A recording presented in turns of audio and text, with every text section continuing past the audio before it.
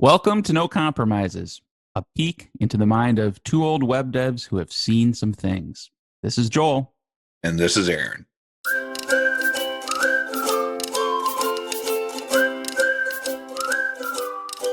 One of the things that I like about the way we write tests, and I don't think I've ever joined a project that does it quite like this, is we segregate out any test that's going to talk to the real world into its own test suite, right? We call it external, and they're used very sparingly.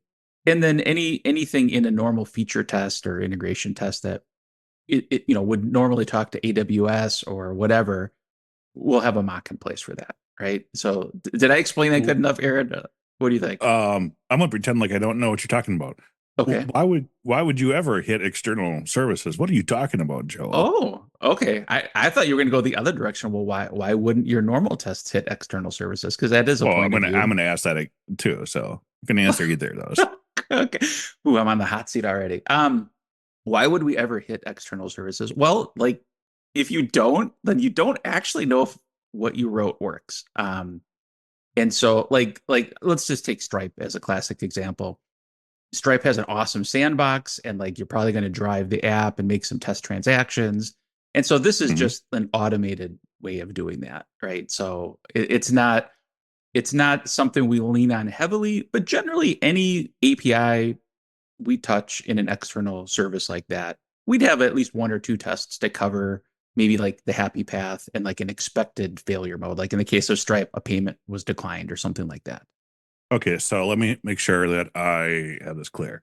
Okay. You have so for most of the tests set up, anything that would hit a third party, the closest to the third party you mock out. So like a service or even Yeah. HTTP calls, Right. you'll mock out, Yeah. and then you have a separate set of tests, or is it a separate test suite or a Both. separate XML file? I mean, how do Oh, you I see. like You're what? leading me down this path, Aaron. Yeah, Yes.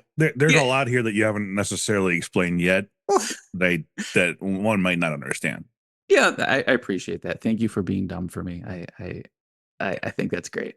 Um, so yes, when I say test suite, like in if you open up phpunit.xml, you will see there are test suites in it, right? And like out of the box with Laravel, you have feature and unit. And those basically map to folder top level folders in your tests folder. And Mhm. so when you run PHP unit, it will run all of the test suites. And you could pass command line arguments to say, I only want to run this one test suite. But what we've done is we actually have a second PHP unit XML file, and we call it just by convention PHP unit external.xml. And in there, we define a single test suite called external, which maps to a tests slash external folder. And the reason we really keep it separate is because it also has to do with like environment settings. I don't know how we want to go down this Okay, yeah. rabbit hole, but like the other thing we do that maybe is not typical is we explicitly block any env settings that would allow communication with the outside world, like an API key. When I say communication, I mean successful communication, right? So Right. the AWS access key will set explicitly to do not use. And so if we ever let a call slip through in our normal feature tests, it would fail because that's not a valid access key. So, but that's the mechanics of it. We keep it separate, and then obviously the external ones have to have real env keys in there, and we just let that fall through to our local .env file. Well, yeah, that makes sense. So then for like CI or locally or whatever, Yeah. do you have it set? I mean, is the project set up that it runs the first PHP unit file or the second one? Like is the second Oh one like somehow chained to the first one? no. What's the point of all this? Like, I Well, mean, we haven't I actually get it gotten for to the the question I wanted to talk about, but this is okay, I good get the context. ENV, like the ENV, I get that. Like, okay, Yeah. so we want to keep these separate, but like, why not just have a folder called external and have it, I don't know, tighter? Like, just Yeah. do your coding better.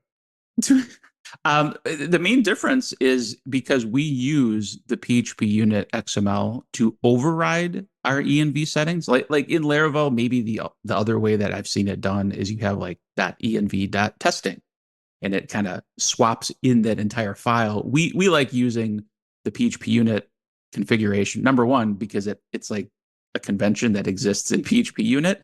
And number two, it's selective. Like it doesn't swap out the whole file. We just override, like, I just want app env to be testing. I just want, bcrypt rounds to be four, like whatever. So you can very clearly see the only things that have changed. But because we're using that mechanism to squash any potential outside access keys in that file, that's the main reason we do it. Like there could be some trickery in PHP unit to like do it a different way, but this just seems simplest to me.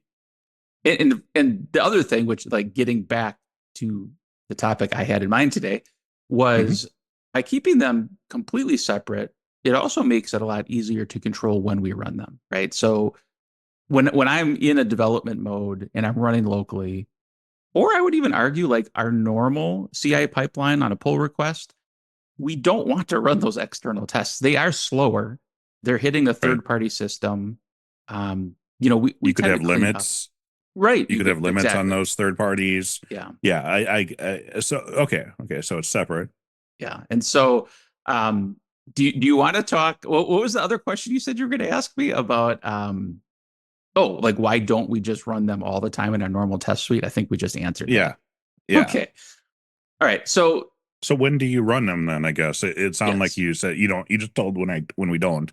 Right. Well, no, that's what I wanted to talk through with you today because this was like actually a discussion we started having, and the discussion was prompted by a real world bug in production that would have been caught had I run the external test suite, right? And I didn't, and it failed. And it was not a huge deal, but it just got me thinking, like, man, should we be running these more often? Like, because clearly we're not running them enough. And so that we were going to hash out on the podcast for everybody today what our take is on this. Yes. So the first thought that like sprung to my mind right away, and I decided that I should bring it up and see if you can talk me out of it, You know? is that it should be attached to pushes on the main branch. And Okay. whenever anything goes to the main branch, it also runs those external because main is what we use then to deploy to our production, or you could Yeah. be taking off of it. Point is, there's one branch that's going to production, and maybe that's where we should run it. The only thing that comes to my mind that I'm a little reluctant to agree with my own thought is that for times when maybe you're trying to do like a quick bug fix that has nothing to Yeah. do with a third party and you have to do it over and over and over. But I guess we could Hmm. just probably write better GitHub actions that have like some sort of option to skip the run on like certain command line or certain commit messages. But at the same time, then do we really want to set up a scenario where we allow ourselves or other developers to skip a process in our CI pipeline? Yeah, I'm actually going to go back before I get into that. I want to address one thing you said, which is that you have the sufficient knowledge to know if a particular PR is going to break an external dependency or not. Because in this case, I was not working on the external dependency.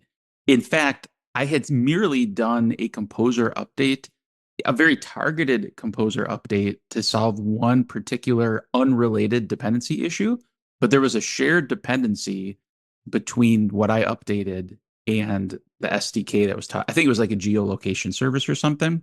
And it actually broke the contract for like HTTP messages under the Hmm. hood. And so like it was a very subtle thing. It wasn't like, oh, I'm adding a new Stripe endpoint or I'm changing how it works. Like I agree that you would definitely want to run external tests. And I would like to think if that's what I had been doing, I would have run them locally and caught this. But I wasn't. Like this was like the smallest of maintenance bumps in the world to solve like kind of a flaky other issue that I won't get into. But it caught me by Well, surprise for that reason. yeah, I guess that's a good idea. Is whenever you run a composer update or whenever the Okay. composer.log file changes, maybe Yeah. that's another time that should be ran. Okay, that heuristic would have caught this particular one.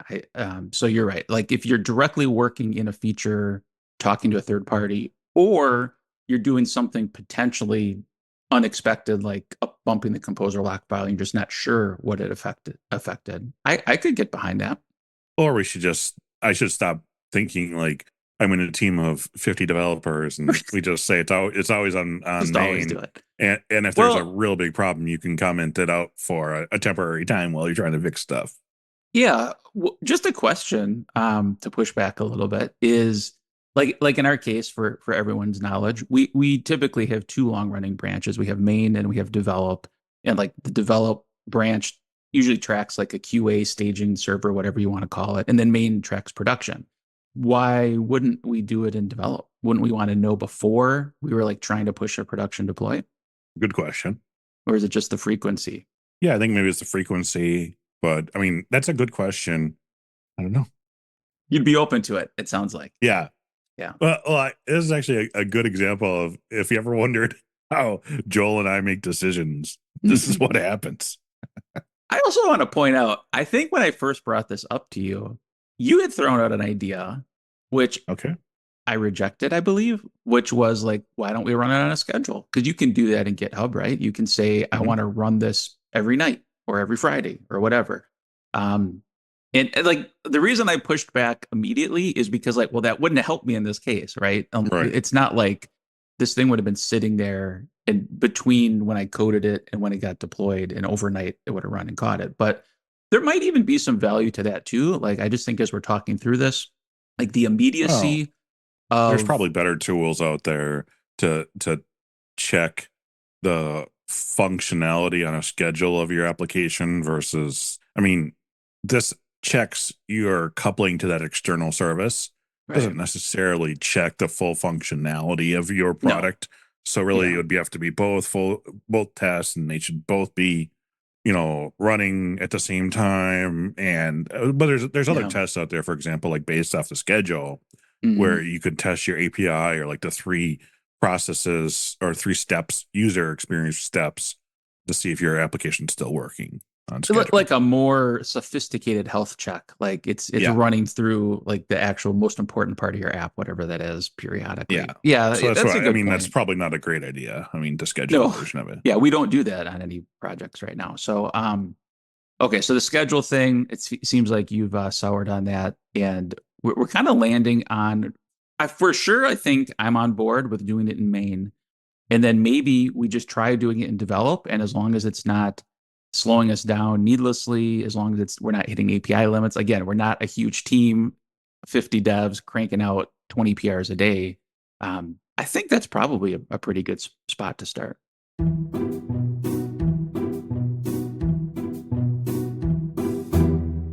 So I had a pretty humbling experience a couple of days ago. Go on. I decided to reprogram a garage door opener to my vehicle. Hmm. And so I think it was like on a Sunday or Saturday or one of these days, so it's a weekend. I'm just doing my weekend stuff. So I'm not really planning on leaving the house, all that kind of stuff. So I go down to my vehicle and I start programming the remote. And the garage door is open. Hmm.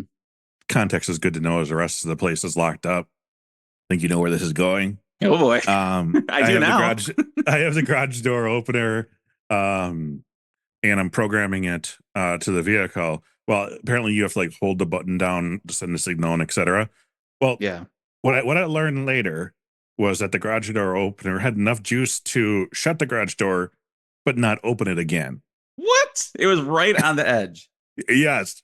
So I'm Okay. sitting there. So I'm holding the button to program the thing, sitting in my vehicle. I'm holding the button to close the garage door. It starts closing, and the vehicle is like supposed to like triple beep or something like, hey, you got it Hmm. programmed. And it's just not. And I'm like, uh-oh. And so then the garage door is shut. I'm sitting there and I realize, okay, so I have a keys for the vehicle, but that's it. I don't have a wallet. I have shorts on. I don't have a wallet. I don't have my phone is inside too. Like Oh, this was, oh, Aaron. yeah. I had just ran out to do it. I'm like, there's no way that this is going to be a problem. And I even have like an emergency key in my wallet, but I don't have my wallet with me. Yep. So the garage is shut. The the clicker thing isn't working anymore. I'm like, uh-oh. I'm just like mashing the button, to open it up. Like, I'm just like, maybe this is gonna work. I'm like, so what do I do? So I drove over real quick to apartment complex offices, but it was Mhm. like 5 or 6, so they're all gone. So I'm like, well, if I do need to call the emergency place to let me in, I don't even have a phone. And so I have Right. to like get their phone number and then find a phone somewhere and be like, hey, like we used to do back in the day. It's like the 80s again. Yeah, how weird it'd be these days if someone stops and says, like, it's weird when someone says, "Hey, can I borrow your phone?" It's like, Back yeah, then, there would have been a why? payphone with a phone book in it, though. So you would Right, have been right, just one right. step ahead. So anyway, I'm panicking. What do I do now?